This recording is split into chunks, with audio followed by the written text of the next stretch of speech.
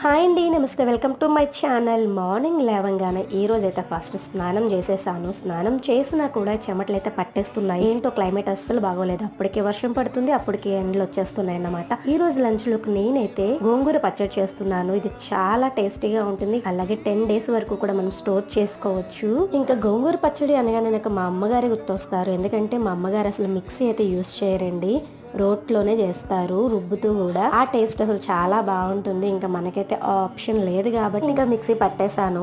అలా వేడి వేడి అన్నంలో గోంగూర పచ్చడి కలుపుకొని తింటే అబ్బా అనాల్సిందే కదా. దేనికోసం ఈ జీవితం చెప్పండి. ఎప్పుడు ఏం తినాలనిపిస్తే అప్పుడే తినేయటమే. ఒక్క వస్తువు కూడా ఇంట్లో సరిగ్గా పెట్టట్లేదు ఈ పిల్లలు. జున్నుకి ఫీవర్ గా ఉందని వాడి కోసం పల్లచిగా చారైతే పెట్టాను. కిచెన్ లో వస్తువులు కూడా సరిగ్గా ఉండట్లేదు, పైకి కిందికి అయితేనే ఉంటాయన్నమాట. అందుకే కొంచెం అప్పుడప్పుడు సర్దుకుంటా ఉంటాను. మీషోలో ఒక ఐటమ్ అయితే తీసుకున్నాను, చాలా యూస్ఫుల్ అవుతుంది ప్రతి ఒక్కరికి కూడా. మీకు తెలిస్తే గెస్ట్ చేసి కామెంట్ చేయండి.